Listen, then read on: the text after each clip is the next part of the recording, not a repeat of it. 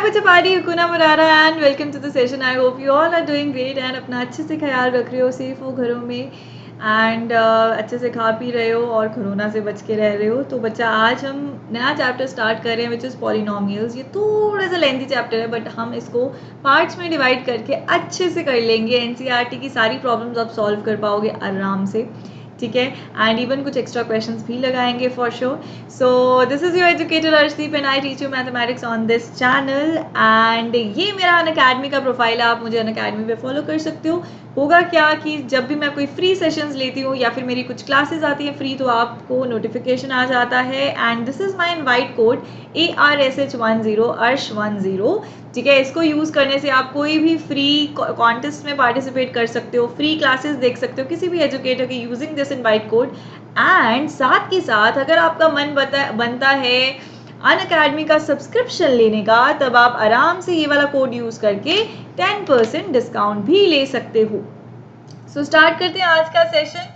Since हम polynomials पढ़ने वाले हैं तो पॉलिनोमियल्स का लिंक है अलजेब्रा के साथ। तो बेसिकली एवरीडे लाइफ में जितनी भी आप इधर उधर सिचुएशंस देखते हो, जैसे कि फॉर एग्जांपल आपको कार ड्राइव करके जाना है कहीं पे, तो आपको डिस्टेंस कैलकुलेट करना पड़ता है, ठीक है। या फिर आप देखते हो कि आपको कितना मिल्क चाहिए कंटेनर में, वो कैलकुलेट करना, मतलब you need algebraic formulas everywhere, है ना। तो सबसे पहले ये समझना ज़रूरी है कि ये अलजेब्रा क्या है, you know. So what is algebra? Basically it is the branch of mathematics. Algebra एक मैथमेटिक्स की ब्रांच है जिसमें हम अननोन्स एंड वेरिएबल्स के साथ डील करते हैं। नहीं समझ में आया ना, ऊपर से गया पूरा का पूरा। अच्छा, अब इस तरीके से समझो जैसे मैं समझाने वाली। मैं आपसे बातें कर रही हूँ, कुछ हैंड जेस्चर्स यूज कर रही हूँ, कुछ एक्सप्रेशंस यूज कर रही हूँ, आई एम स्माइलिंग, आपको मजा आ रहा है, आपको समझ में आ रही है बातें, मैं आपको अपनी बात कन्वे कर पा रही हूँ, right? Okay fine. What if कि मैं ना ही हैंड जेस्चर्स यूज करूं, मैं ना ही एक्सप्रेशंस यूज करूं, मैं ऐसे पोकर फेस बना के आपको पढ़ाने लग जाऊं, तो क्या आपको मेरी बात समझ में आएगी? नहीं आएगी, ठीक। तो बेसिकली ये हो क्या रहा है, मैं एक कम्युनिकेशन का मोड यूज कर रही हूँ आपको अपनी बात समझाने के लिए। बट व्हाट इफ कि मुझे कोई ना कोई मैथमेटिकल सिचुएशन को समझाना है, हाँ, तब मैं क्या यूज करूंगी? तब मैथमेटिकल सिचुएशन को एक्सप्लेन करने के लिए, उसको तुम लोगों तक पहुंचाने के लिए, तुम्हें समझाने के लिए हम किसका यूज करते हैं? हम अलजेब्रा का यूज करते हैं। तभी तो इनको बोला जाता है अलजेब्राइक एक्सप्रेशंस। जो भी हम इक्वेशंस लिखते हैं, एक्सप्रेशंस लिखते हैं, उनको हम अलजेब्राइक एक्सप्रेशंस बोलते हैं, जिसमें बहुत सारी चीजें आ जाती हैं, जिसमें अननोन्स आ जाते हैं, जिसमें वेरिएबल्स आ जाते हैं। जैसे कि यहाँ पे आपके सामने एक अलजेब्राइक इक्वेशन है। रुक जाओ, मैं अभी बताती हूँ क्या डिफरेंस है क्या नहीं, सब समझ में आएगा। Just listen to me very carefully. You know, दो टर्म्स होती हैं, एक टर्म होती है एक्सप्रेशन, एक टर्म होती है एक्सप्रेशन और दूसरी टर्म होती है बच्चा इक्वेशन, ठीक है। ये दो टर्म्स होती हैं, दोनों में फर्क क्या है? एक्सप्रेशन में क्या कुछ होगा, एक्सप्रेशन में हमारे पास कुछ टर्म्स होंगी। मान लेते हैं एक टर्म 5x है, एक टर्म 7 है, मैंने दोनों को ऐड कर दिया यूजिंग दिस ऑपरेटर प्लस, ठीक है। ये 7 को मैं कांस्टेंट बोलती हूँ क्योंकि ये एक नंबर है, इसकी वैल्यू कभी भी चेंज नहीं हो सकती। ये 7 है तो 7 ही रहेगा, इसको मैं 5 थोड़ी बोल सकती हूँ। ये जो x है इसको हम बोलते हैं वेरिएबल, इसकी वैल्यू चेंज होती रहती है, हम ये जानते हैं, ठीक है। x कोई भी वैल्यू ले सकता है, 0 1 2 3, it can take any value, ठीक है। ये जो 5 होता है इसको हम बोलते हैं कोएफिशिएंट, इसको हम क्या बोलते हैं बच्चा? इसको हम बोलते हैं कोएफिशिएंट, ठीक है। अब ये कोफिशिएंट, वेरिएबल, कांस्टेंट मिला के ये क्या बनाते हैं? ये हमारे पास एक्सप्रेशन बनाते हैं। आप अलजेब्रा पढ़ के आए हो छोटी क्लासेस में, ठीक है, तो उसी को ही मैं आपको बता रही हूँ क्या क्या कुछ यूज होता है अलजेब्रा में। कुछ वेरिएबल्स होते हैं, कुछ कांस्टेंट्स होते हैं, कुछ कोफिशिएंट्स होते हैं, उनको हम मिला देते हैं यूजिंग सम ऑपरेशंस, जिनको हम अलजेब्रिक ऑपरेशंस बोलते हैं। Plus minus, addition, subtraction, multiplication, division वाली की बात कर रही हूँ, ठीक है। ठीक है, ये तो मैम एक्सप्रेशन हो गया। But what is an equation? Equation में एक वर्ड छुपा हुआ है, इक्वल। इसका मतलब होता है जब मैं इस एक्सप्रेशन को किसी के इक्वल कर दूंगी, फॉर एग्जाम्पल मैंने इस एक्सप्रेशन को इक्वल टू 0 कर दिया, तो ये पूरा का पूरा मिलके क्या बन जाएगा? इक्वेशन बन जाएगा। मतलब क्या है? आपके सामने एक और एग्जाम्पल दे रखा है इन्होंने। एग्जाम्पल क्या है? 5x + 7 = √2। इसका मतलब क्या है? अगर मैं सिर्फ इसकी बात करूं तो ये एक एक्सप्रेशन है, अगर मैं इसकी बात करूं तो ये एक एक्सप्रेशन है। पर अगर मैं पूरे की बात करूं तो ये एक इक्वेशन है, क्योंकि इसमें मुझे मिल गया इक्वल टू साइन। जब मैं किसी दो चीजों को आपस में इक्वेट करती हूँ, I use equal to sign, right, so उसको क्या बोलते हैं, इक्वेशन। तो वो बन जाती है algebraic equation. Is it clear to you? क्या ये आपको समझ में आया, येस और नो? क्या ये आपको समझ में आया? चलो ठीक है, बहुत ही बढ़िया। अब आगे चलते हैं। अब अगर मैं बोलूं, अब आपको समझ में आ गया कांस्टेंट क्या होता है जिसकी वैल्यू कभी चेंज नहीं होती है, वेरिएबल क्या होता है जिसकी वैल्यू चेंज होती रहती है, उसके बाद कोफिशिएंट क्या होता है, जो भी वेरिएबल के साथ लगा होता है उसको हम कोफिशिएंट बोल देते हैं, ठीक है। तो आपके पास ये तीन एक्सप्रेशंस दे रखे हैं मैंने, तीन एक्सप्रेशंस है आपके सामने। आपको मुझे बताना है कि इनमें से वेरिएबल्स कौन से हैं, कोफिशिएंट्स कौन से हैं, कांस्टेंट्स कौन से हैं। ऐसे आपको क्वेश्चन पूछा जा सकता है, ये इंट्रोडक्शन वाले पार्ट में ऐसा क्वेश्चन आ सकता है। चलो तो ढूंढते हैं, चलो जी। अब सबसे पहले कांस्टेंट ढूंढना तो मैम बहुत ही इजी है। ये जो अकेला टर्म है जिसके साथ कुछ वेरिएबल नहीं लगा होता, ये तो कांस्टेंट है, इसमें तो कोई शक नहीं है, दिस इज माय कांस्टेंट। अच्छा, ये तो है मेरा वेरिएबल, है ना, दिस इज माय वेरिएबल, इसको तो मैं वेरिएबल बोलूंगी। तो यहाँ पे x वेरिएबल है, तो ये भी मेरा x है, तो ये भी वेरिएबल है, ठीक है। तो हमने क्या ढूंढा, फर्स्ट इक्वेशन में हमने देखा वेरिएबल है हमारे पास x, कांस्टेंट है फर्स्ट इक्वेशन में हमारे पास c, और हमारे पास कोएफिशिएंट कौन कौन से हैं फर्स्ट इक्वेशन में, a and b। a and b are the coefficient जो कि वेरिएबल के साथ लगे, ठीक है। चलो नेक्स्ट वाली इक्वेशन में नेक्स्ट वाले एक्सप्रेशन में देखो क्या क्या है। वेरिएबल हम यूज कर रहे हैं y, कोएफिशिएंट्स क्या है नेक्स्ट वाली में 3 and 2, and what is the constant, can we see any constant term, and 1 भी कोफिशिएंट है क्योंकि y के साथ 1 लगा है ना, so this is also a coefficient, but we do not have any constant term। यहाँ पे कोई आपको constant दिख रहा है, कोई 1 2 3 4 5 कुछ ऐसे नंबर वंबर दिख रहा है, नहीं दिख रहा, तो मतलब इसमें कोई constant नहीं है, तो constant 0 हो गया। चल अगली वाली थर्ड वाली में देखो, थर्ड वाली में अगर मैं आपको बोलूं बेटा कांस्टेंट तो मुझे 1 नजर आ रहा है, तो कांस्टेंट तो मेरे पास 1 है। कोएफिशिएंट्स मुझे कौन कौन से नजर आ रहे हैं, जो भी मेरे पास वेरिएबल के साथ लगे हैं, देखो इसके साथ भी 1 लगा है, इसके साथ भी 1, इसके साथ भी 1, इसके साथ भी 1, तो कोएफिशिएंट मेरे पास 1 हो गया। और मेरे पास वेरिएबल क्या है इस केस में मेरे पास वेरिएबल क्या है z, क्योंकि ये पूरी की पूरी इक्वेशन z वेरिएबल में। अच्छा, इन तीनों इक्वेशंस में बच्चा क्या आपने कुछ कॉमन चीज ऑब्जर्व किया, क्या कुछ कॉमन लग रहा है आपको? बिल्कुल कॉमन लग रहा होगा आपको। मैम यहाँ पे वेरिएबल सिर्फ x यूज हो रहा है, मैम इस वाली एक्सप्रेशन में वेरिएबल सिर्फ y यूज हो रहा है, और इस वाली एक्सप्रेशन में वेरिएबल सिर्फ z हो रहा है। मतलब ये जितने भी मैंने तीन आपको एक्सप्रेशंस लिखाए हैं, ये कैसे एक्सप्रेशंस हैं, ये वन वेरिएबल एक्सप्रेशंस है आपके सामने, ठीक है। तो अलजेब्रा के बारे में आपको समझ आ गया। अलजेब्रा क्या है, अलजेब्रा मतलब कोई भी मैथमेटिकल इक्वेशन को यूज करने के लिए यूज किया जाता है, और अलजेब्रा में कुछ कांस्टेंट्स होते हैं, कुछ वेरिएबल्स होते हैं, कुछ कोएफिशिएंट्स होते हैं, और कुछ अलजेब्रिक ऑपरेशंस होते हैं जैसे प्लस माइनस, ठीक है। ठीक है मैम, ये समझ में आ गया इतना। फिर ये पॉलिनोमियल्स क्या है, पॉलिनोमियल्स अलजेब्राइक एक्सप्रेशन के कुछ स्पेशल हिस्से हैं। कहने का मतलब ये है पॉलिनोमियल एक स्पेशल अलजेब्राइक एक्सप्रेशन। अब इसमें स्पेशलिटी क्या है वो तो देखना पड़ेगा, क्या स्पेशल बात है ऐसी पॉलिनोमियल्स में। तो पॉलिनोमियल में स्पेशल बात ये होती है कि पॉलिनोमियल्स में जितने भी वेरिएबल्स यूज किए जाते हैं ना, उन सब की पावर हमेशा क्या होनी चाहिए, होल नंबर। समझ में आई बात? तो ये एक स्पेशल क्वालिटी होती है पॉलिनोमियल्स की। देखो अलजेब्रा में तो, अलजेब्रिक एक्सप्रेशंस में तो तुम कुछ भी ले सकते हो ना, पावर में जो मर्जी ले लो, जो तुम्हारा मन करे ले लो, पर पॉलिनोमियल्स वो स्पेशल अलजेब्रिक एक्सप्रेशंस होते हैं जिसमें वेरिएबल की पावर हमेशा होल नंबर होती है, या फिर दूसरी टर्म्स में इसको बोल देते हैं कि एक्सपोनेंट जो वैल्यूज होती हैं वो होल नंबर्स होती हैं। बोले तो मैं अभी बताती हूँ आपको इसका मतलब क्या है।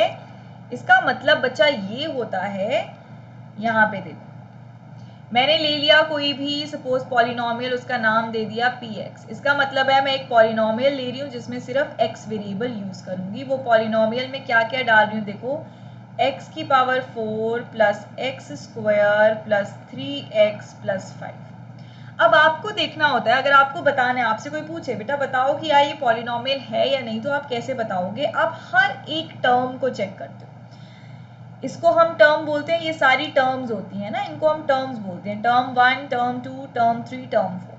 हर एक टर्म में आप वेरिएबल तो x है, उसने यहीं से ही बोल दिया पॉलिनोमियल p, पॉलिनोमियल का नाम p दे दिया, ऑफ x, इसको बोलते हैं p ऑफ x, मतलब पॉलिनोमियल है जिसमें वेरिएबल x यूज किया है। ये सिर्फ एक बताने का तरीका है, इसको देख के घबराना नहीं, ये सिर्फ एक बताने का तरीका है, ठीक है।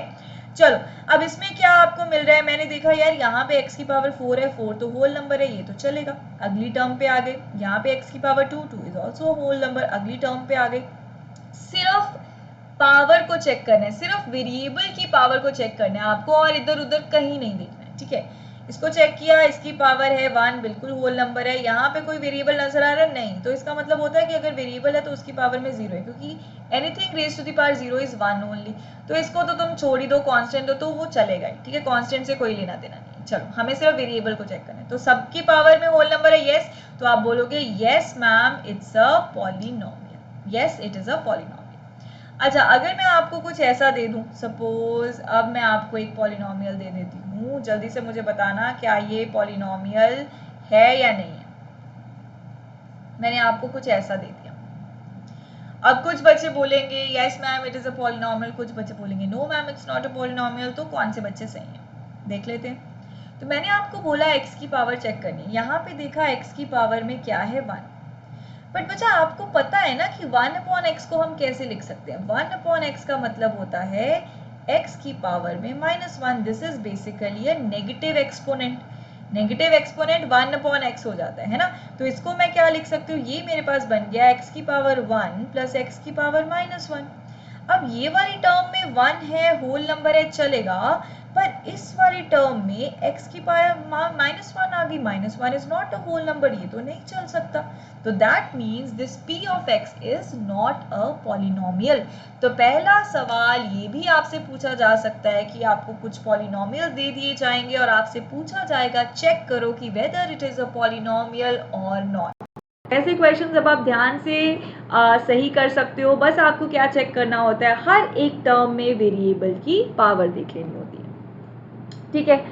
अब ना अब हम क्या पढ़ने वाले हैं, अब हम कुछ स्पेशल टाइप्स ऑफ पॉलिनोमियल्स पढ़ेंगे जिसमें बच्चे कंफ्यूज हो जाते हैं और उनको पता नहीं चलता मैम ये क्या है, तो वो सीखते हैं, क्योंकि ये बेस यहाँ पॉलिनोमियल्स का आपका बेस बना, तो आगे जाके 10th में ये चैप्टर है, फिर से सेकंड चैप्टर पॉलिनोमियल्स ही पढ़ोगे, तो 9th का पॉलिनोमियल्स अच्छे से स्ट्रॉन्ग कर लेना ताकि 10th में जाके कोई भी प्रॉब्लम ना आए, ठीक है। चलो कांस्टेंट पॉलिनोमियल की बात करते हैं। कांस्टेंट पॉलिनोमियल क्या होते हैं बच्चा, ये ऐसे पॉलिनोमियल्स होते हैं जिसमें सिर्फ एक ही टर्म होती है, it contains only single term, और वो टर्म क्या होगी, वो एक कांस्टेंट होगी। कांस्टेंट होते हैं जिसकी वैल्यू कभी भी चेंज नहीं होती, तो ये कोई भी नंबर हो सकता है ना, ठीक है। तो मैंने लिख दिया p of x equals to 5। अब इसका मतलब क्या है, इस पॉलिनोमियल का नामकरण कर दिया जाता है, इसको बोला जाता है कांस्टेंट पॉलिनोमियल, क्योंकि it has only one term and that term is constant, that's why it is called a constant polynomial. Is it clear to you? constant polynomial का फंडा क्लियर है सबको? बहुत ही बढ़िया, सिंपल है, पॉलिनोमियल में सिर्फ एक टर्म होगी, वो होनी चाहिए constant. Then we have a zero polynomial. Okay, now what is the zero polynomial? बेटा जैसे कांस्टेंट पॉलिनोमियल में एक ही टर्म होती है कांस्टेंट, ऐसे ही जीरो पॉलिनोमियल में बच्चों एक ही टर्म होती है, दैट इज जीरो। तो अगर पॉलिनोमियल में सिर्फ एक ही टर्म है जो कि जीरो है, तो उस पॉलिनोमियल को बोला जाता है जीरो पॉलिनोमियल। वेरी इजी, कुछ ज़्यादा समझने वाला था ही नहीं इसमें, है ना बच्चों, कुछ भी नहीं था समझने वाला। तो constant zero is called the zero polynomial. जब कांस्टेंट की वैल्यू जीरो हो जाए, उसका नया नाम बना दिया जीरो पॉलिनोमियल, ठीक है। आगे जाके तुम्हें इनकी इंपॉर्टेंस पता चलेगी, तो स्टे ट्यून्ड, समझो। आज के सेशन में बहुत इंपॉर्टेंट चीज़ें बताने वाली हूँ जो कि काम आएंगी। Then we have a degree of a polynomial. What is this degree of a polynomial? Degree कुछ भी नहीं होता, डिग्री होता है highest power of the variable. अब हमें पता है कि हम एक ही वेरिएबल के पॉलिनोमियल्स देख रहे हैं, तो जितने भी पॉलिनोमियल्स आज आप पढ़ोगे सिर्फ सिंगल वेरिएबल पॉलिनोमियल पढ़ोगे, जिसमें सिर्फ एक ही वेरिएबल है, या तो वो x होगा या y होगा या z होगा या t होगा या s होगा, कुछ भी हो सकता है वो वेरिएबल, बस एक ही वेरिएबल होगा। दूसरी बात, अब उन वेरिएबल में भी हर एक वेरिएबल की कुछ ना कुछ पावर होगी, तो डिग्री क्या कहलाएगी? डिग्री क्या होती है? डिग्री हाईएस्ट पावर होती है। फॉर एग्जाम्पल हम एक पॉलिनोमियल ले लेते हैं, मे बी हमने ले लिया p ऑफ x, पॉलिनोमियल को मैंने ले लिया x raise to the power 3 plus x square plus 2x plus 5। ये मैंने पॉलिनोमियल ले लिया आपके सामने, ठीक है। अब आपसे पूछा गया बेटा इसकी डिग्री बताओ, तो डिग्री क्या होती है? सिर्फ एक चीज ध्यान में रखनी, डिग्री बोले तो highest power of the variable. तो वेरिएबल क्या है? x, यहीं से उसने बता दिया, it is a polynomial in variable x, ठीक है। आप इसकी हाईएस्ट पावर देखो, यहाँ पे x की पावर 3, यहाँ पे x की पावर 2, यहाँ पे x की पावर 1, तो हाईएस्ट पावर क्या है? 3, तो आप बोलोगे ma'am this polynomial has degree 3। Easy PG, very easy. Degree is a very important concept, ये भी बहुत यूज होने वाला है अगले आने वाले क्लासेस में, तो मेक श्योर कि आप डिग्री का फंडा भी क्लियर करो। डिग्री कुछ भी नहीं होता, highest power of the variable होता है, ठीक है। Okay, now we will study the classification of the polynomials. अब पॉलिनोमियल्स को कुछ हम क्लासीफाई करते हैं, कुछ टाइप्स होती हैं पॉलिनोमियल्स की। अब वो दो चीज़ों पे डिपेंड करती है, एक तो नामकरण इनका किया जाता है according to the number of terms they have, कि उनमें कितनी नंबर ऑफ टर्म्स है। दूसरा नामकरण दिया जाता है इनको अकॉर्डिंग टू द डिग्री, कि उसकी डिग्री कितनी है, ठीक है। तो सबसे पहले हम देखते हैं कि according to the number of terms. Number of terms मतलब कि सपोज हमारे पास एक पॉलिनोमियल px है, उसमें सिर्फ एक टर्म है 2x, या फिर कोई पॉलिनोमियल px है, उसमें सिर्फ एक टर्म है 5। इन पॉलिनोमियल्स को जिसमें सिर्फ सिंगल सिंगल टर्म आती है उनको बोला जाता है मोनोमियल्स। उनको क्या बोला जाता है? मोनोमियल्स, ठीक है। इनका नाम दिया जाता है मोनोमियल, राइट। देन ऐसे पॉलिनोमियल्स जिनमें हो जाएं दो टर्म्स, बोले तो 2x प्लस 5, तो एक टर्म ये हो गई, एक टर्म ये होगी, उनको प्लस के साथ या माइनस के साथ हमने जोड़ रखा है, ठीक है। कोई और पॉलिनोमियल ले लेते हैं, हमने ले लिया 5x क्यूब माइनस 3x। अब ये भी दो टर्म्स है, एक टर्म ये है, एक टर्म ये है, तो अगर दो टर्म्स आ गई, ऐसे पॉलिनोमियल्स का नाम क्या होता है? इनको बोला जाता है बाइनोमियल। बाय मतलब टू, इसलिए टू टर्म्स वालों को बाइनोमियल। मोनो मतलब वन होता है, इसलिए मोनोमियल दिया जाता है नाम वन टर्म वालों को। उसके बाद एक और स्पेशल पॉलिनोमियल्स आते हैं जिनमें आ जाती हैं तीन terms. When we have three terms like 3x plus 4 plus x square, there are three terms in the polynomial, so therefore it is called trinomial. हम ट्राइंगल पढ़ते हैं, थ्री एंगल्स, तो ट्राई मतलब थ्री, ठीक है। सो ट्राइनोमियल मतलब polynomial having three terms. तो ये क्लासिफिकेशन है, ये टाइप्स ऑफ पॉलिनोमियल्स हैं on the basis of the terms. तो क्वेश्चन कैसा आएगा? आपके पास पॉलिनोमियल दे रखा होगा और आपको बताना होगा कि ये कैसा है polynomial, is it a monomial, is it a binomial, is it a trinomial. I think it's very easy to guess. Number of terms देख के आप आराम से बता सकते हो कि कैसा पॉलिनोमियल है, ठीक है। ये तो आसान है। अब अगली टाइप कैसे होती है और हम कैसे इनका नामकरण करते हैं? इनका नामकरण हम करते हैं अकॉर्डिंग टू द डिग्री। कैसी डिग्री है उनकी? अगर किसी पॉलिनोमियल की डिग्री 0 है तो उसको हम कांस्टेंट पॉलिनोमियल बोलते हैं। किसी की डिग्री 1 है तो उसका नाम लीनियर हो जाता है। किसी की डिग्री 2 है तो उसको क्वाड्रेटिक, 3 है तो मतलब बेसिकली अभी तक आपको इतना याद रखना है कि डिग्री 1 है तो उसको लीनियर पॉलिनोमियल बोला जाता है। डिग्री 2 है मतलब highest power of the variable 2 है तो उसको क्वाड्रेटिक पॉलिनोमियल बोला जाता है। नाम ये याद रखने पड़ेंगे और जैसे जैसे आप आगे चैप्टर्स करोगे ना, ये आपके टिप्स पे हो जाएंगे ना। उसके बाद होता है 3 डिग्री वाले को बोला जाता है क्यूबिक पॉलिनोमियल। 4 डिग्री वाले के दो नाम होते हैं, एक होता है क्वाड्रिक, एक होता है क्वाड्रिक पॉलिनोमियल, या इसको बोला जाता है बाई क्वाड्रेटिक पॉलिनोमियल। बस यहाँ तक आपको लर्न करने की जरूरत है, इससे आगे आपको कोई नहीं पूछता, ठीक है। ये डिग्री 1, डिग्री 2, डिग्री 3, डिग्री 4 का नाम आप याद कर लो, लीनियर, क्वाड्रेटिक, क्यूबिक, क्वाड्रिक और बाई क्वाड्रेटिक, ठीक है। यहाँ तक लर्न कर लिया, बस इसके बाद जो भी पॉलिनोमियल आएगा यार उसको पॉलिनोमियल ही बोलना, उसका कोई स्पेशल नाम देने की जरूरत ही नहीं, ठीक है बच्चों। ओके, सो नाम आप और भी आगे तक बहुत सारे बच्चों ने याद कर रखे हैं, 5 वाले 6 वाले याद कर रखे होते हैं, वो याद करने कर लो, but it is not like important अगर आपको एग्जाम पॉइंट ऑफ व्यू से देखना है तो।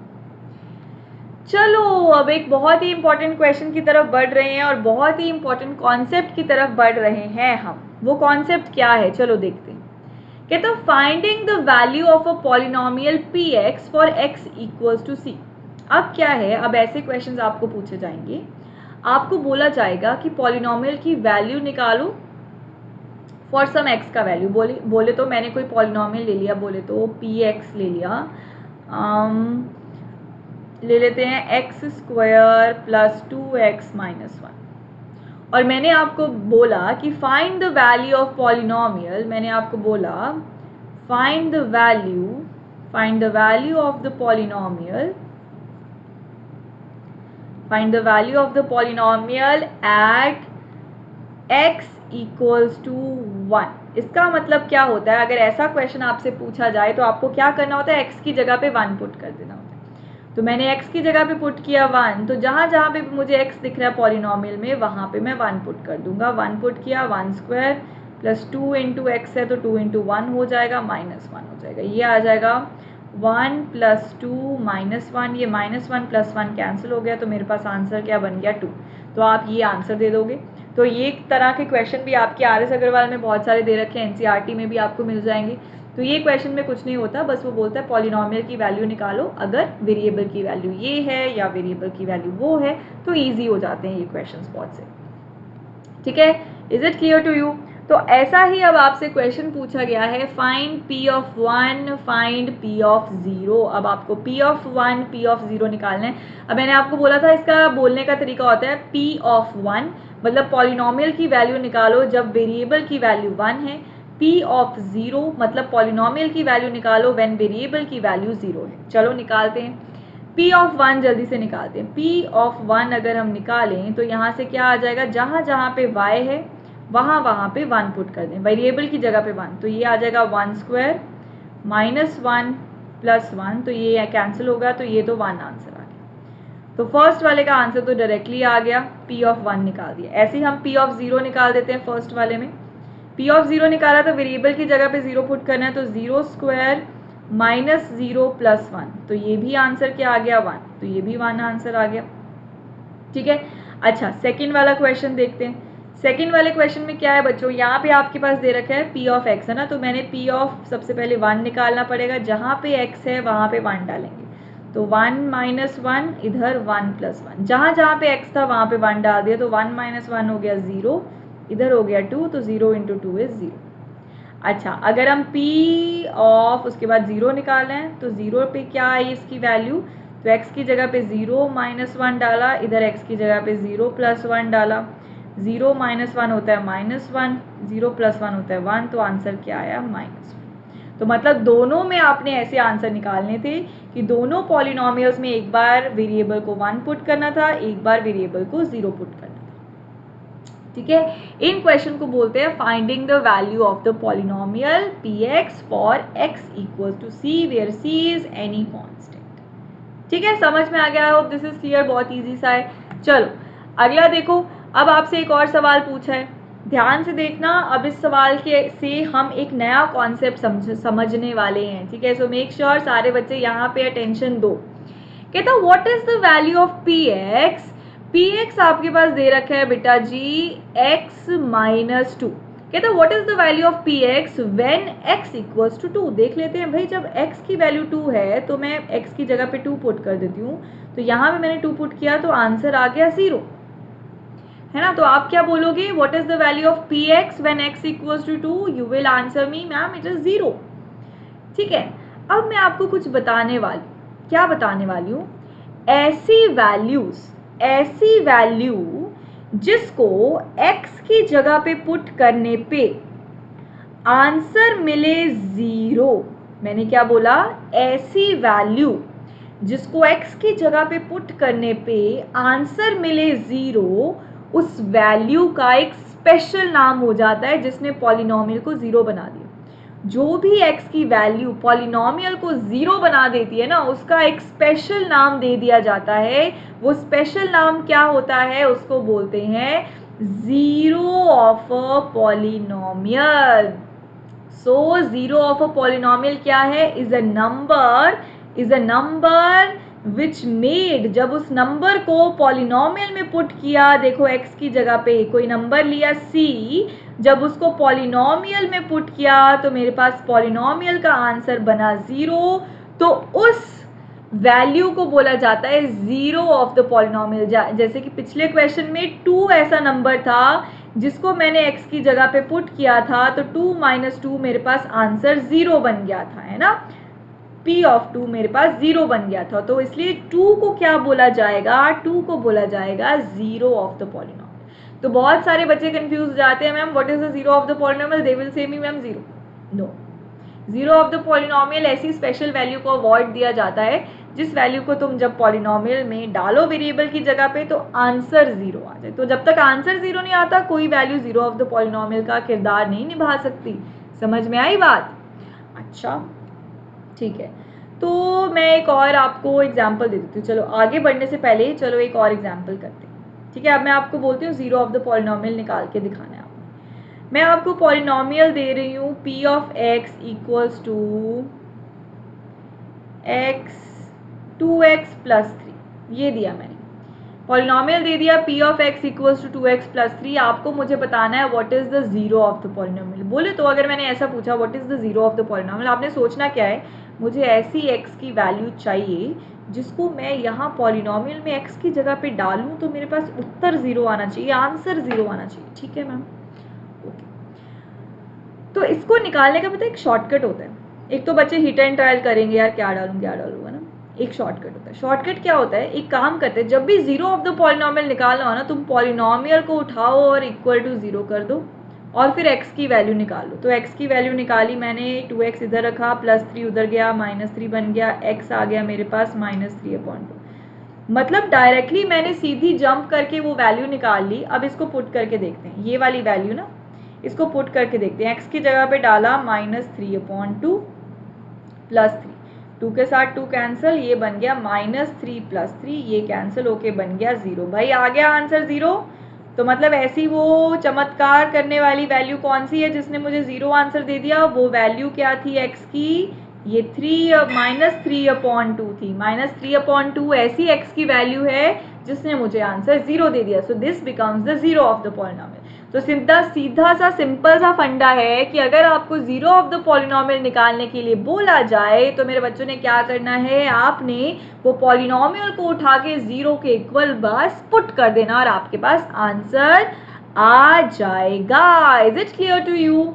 चलो बहुत ही बढ़िया। अब हम अगले सवाल के लिए रेडी हैं। अगला सवाल क्या है आपके पास, कहता zero of a constant polynomial. अब मैंने पहले बताया था, अगर पिछली स्लाइड्स में अगर आपको याद हो, कांस्टेंट पॉलिनोमियल क्या होता है।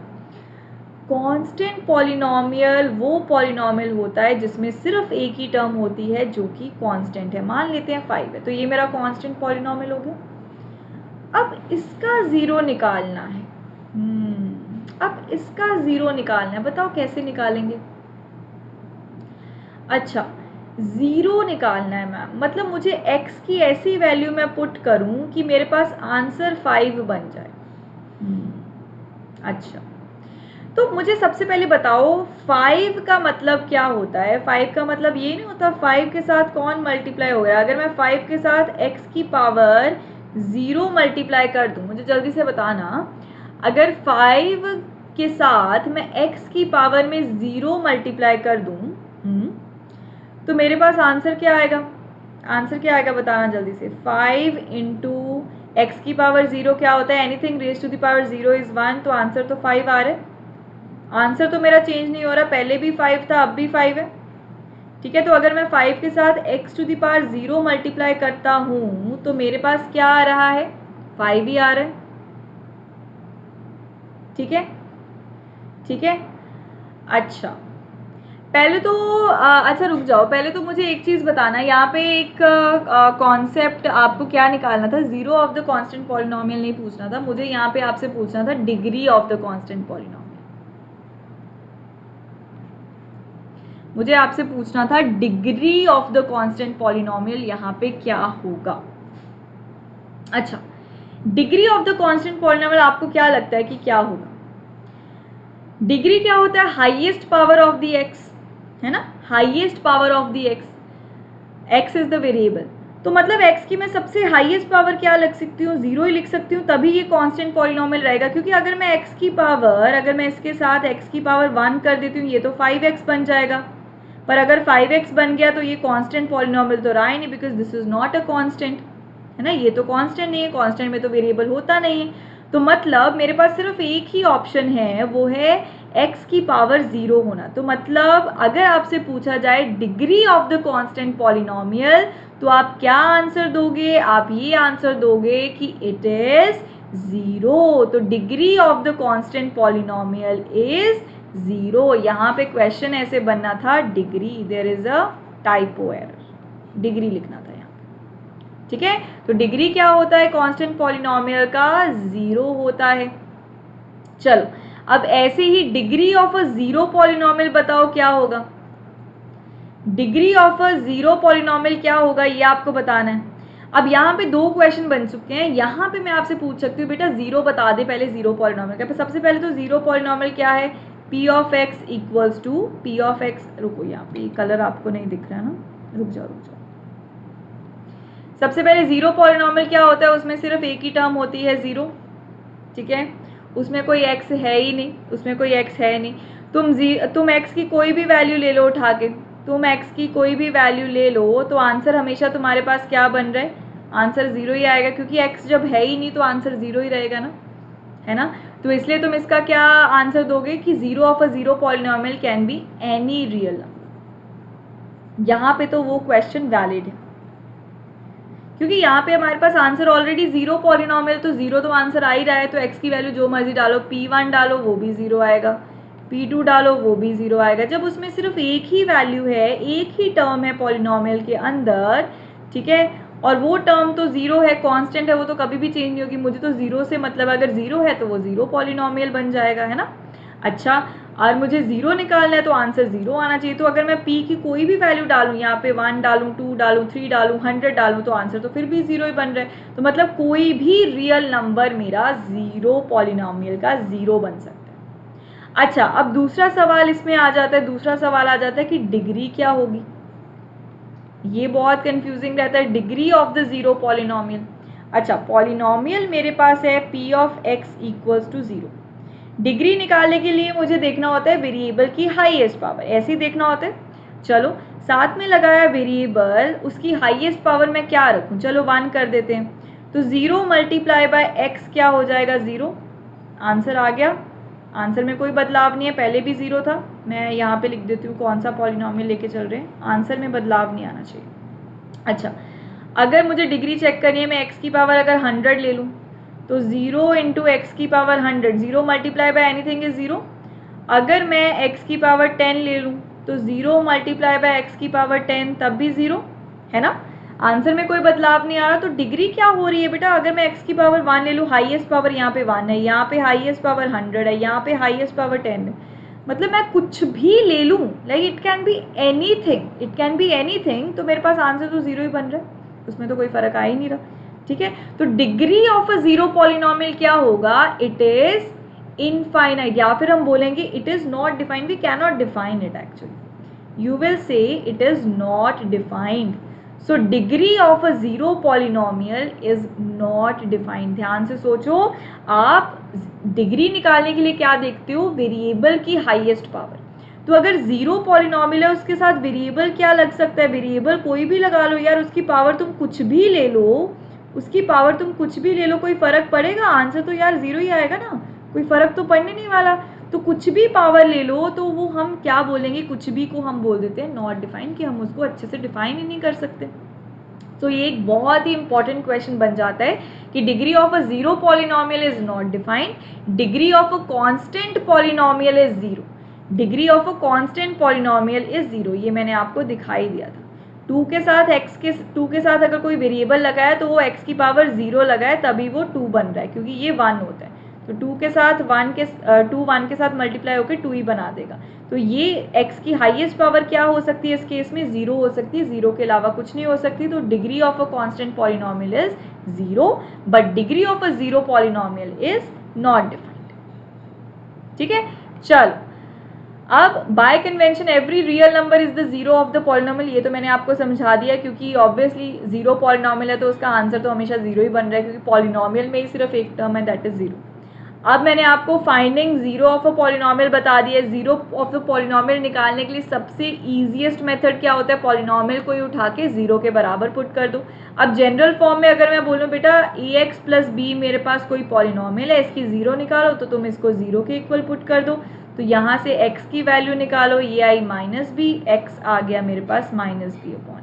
तो अगर आपके पास कोई लीनियर पॉलिनोमियल है, लीनियर पॉलिनोमियल मतलब जिसकी डिग्री होती है 1, ये मैंने आपको क्लासिफिकेशन में सिखाया था ना। लीनियर पॉलिनोमियल किसको बोला जाता है, जिसकी डिग्री 1 है। डिग्री 1 मतलब वेरिएबल की हाईएस्ट पावर 1 है। तो यहाँ पे मेरे पास x वेरिएबल है, उसकी हाईएस्ट पावर क्या है 1, so that's why this polynomial is called linear polynomial. जब मैंने इसकी जीरो निकाली तो मैंने पॉलिनोमियल को जीरो के इक्वल पुट कर दिया, x की वैल्यू निकाली तो वो मेरे पास क्या आई minus B upon A. So linear polynomial has only one zero, तो it has one and only one zero. चलो अब आपके करने वाला काम आ चुका है, आपको मुझे बताना है वेदर इट इज ट्रू और फॉल्स। मुझे बताओ, सबसे पहला वाला क्वेश्चन है कि p ऑफ x आपको पॉलिनोमियल दे रखा है, पॉलिनोमियल आपको दे रखा है lx प्लस m। तो यहाँ से उसने बोला है कि इसकी जीरो बताओ कि क्या होगी। तो जीरो बताने के लिए हम क्या करेंगे, पॉलिनोमियल को ही जीरो के इक्वल पुट कर देंगे। तो मैंने lx प्लस m को कर दिया जीरो के equal put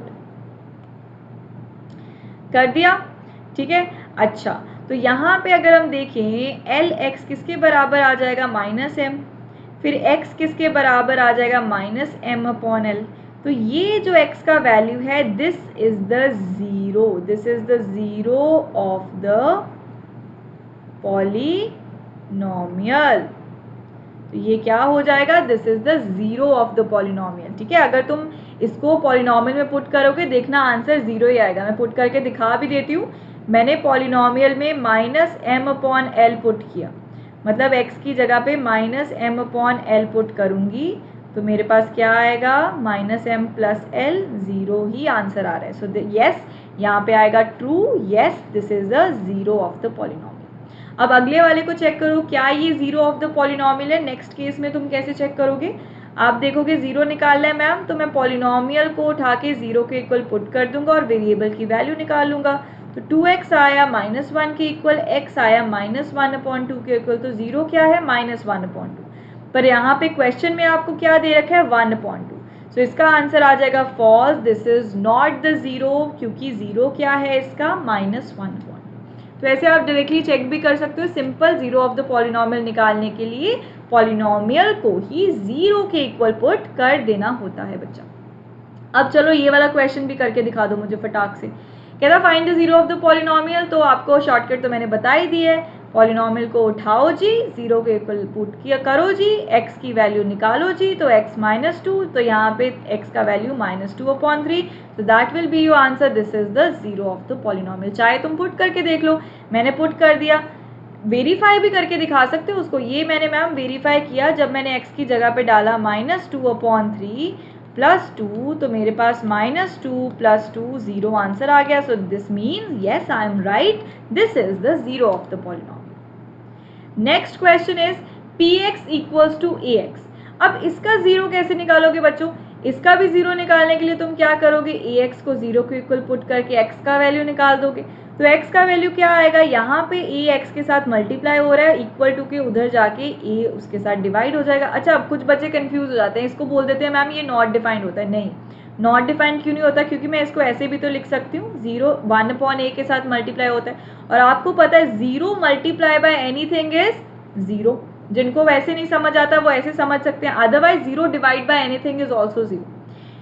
any number divide by zero is not defined, ठीक है। अगर जीरो डिनोमिनेटर में आ जाए वो नॉट डिफाइंड होता है, क्योंकि तभी मैंने आपको जो पिछला चैप्टर कराया था नंबर सिस्टम, उसमें मैंने क्या बताया था, रैशनल नंबर में p अपॉन क्यू की फॉर्म में नंबर्स को लिख दिया and q is not equal to zero, क्योंकि डिनोमिनेटर में जीरो नहीं आ सकता।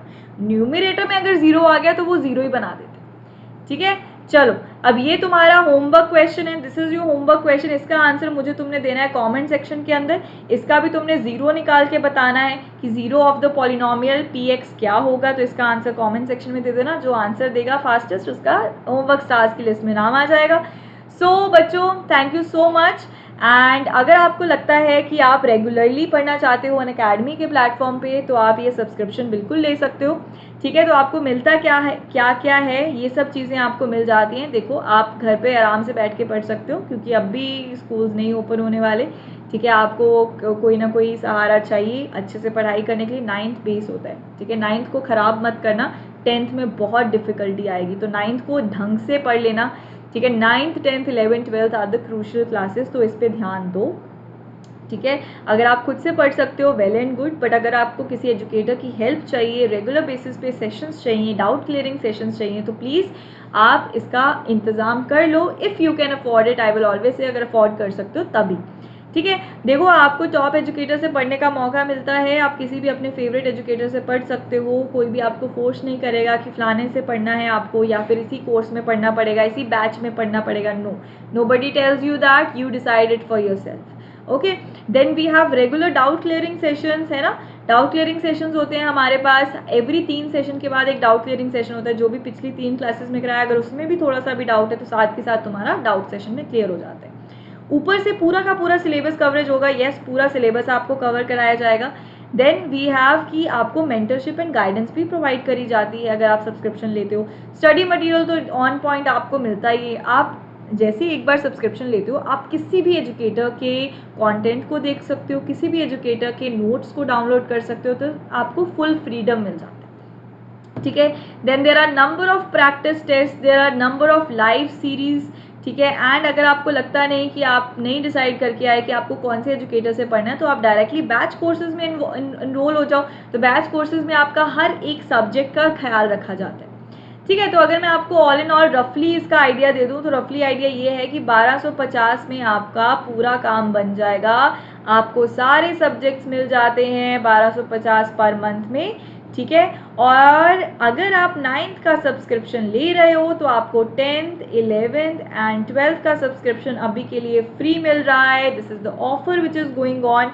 Also if you use the code ARSH10, ये मेरा कोड है, इसको तो याद कर ही लेना। ये कोड बहुत काम का है आपके लिए। आप फ्री कॉन्टेस्ट में पार्टिसिपेट कर सकते हो यूजिंग दिस कोड। इवन आप फ्री क्लासेस देख सकते हो इसी कोड को यूज़ करके। ठीक है, और अगर आपको सब्सक्रिप्शन लेना है, वो फिर से आपसे कोड मांगेगा, तो फिर आपको यही कोड यूज़ करके 10% डिस्काउंट भी ले लेना है। ठीक है बच्चों, तो ये कोड बहुत काम का है। ऊपर से हमारे पास आइकॉनिक सब्सक्रिप्शन भी है। आइकॉनिक में क्या होता है, प्लस के देखो इसमें सारे के सारे फीचर्स होंगे होंगे जो मैंने पीछे एक्सप्लेन किए। एड ऑन फीचर क्या होता है, 1-on-1 मेंटर मिलेगा। ठीक है, एक आपको मेंटर अलॉट कर दिया जाएगा, वो आपकी सारी क्वेरीज, सारी डाउट्स का आपको रिजॉल्व करके देगा। ऊपर से आपको मिलता है क्रिएटिव कॉर्नर। क्रिएटिव कॉर्नर में आपको क्या कुछ मिल जाएगा, इसमें आपको sketching, doodling, painting, computer science का कुछ लॉजिक वॉजिक, मतलब काफ़ी छोटी छोटी चीज़ें होती है ना, बेसिक सी चीज़ें आपको सिखाई जाएंगी। मतलब पढ़ाई से हटके जो भी आपकी ऑलराउंड डेवलपमेंट के लिए ज़रूरी है, वो चीज़ें आपको इसमें सिखाई जाती हैं।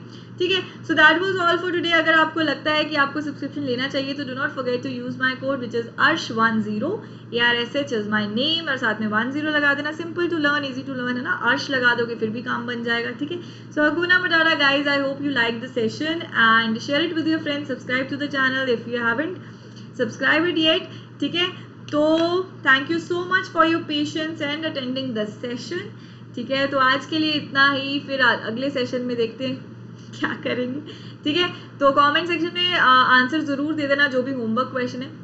ओके, सो थैंक यू बच्चा, bye bye, take care and stay safe.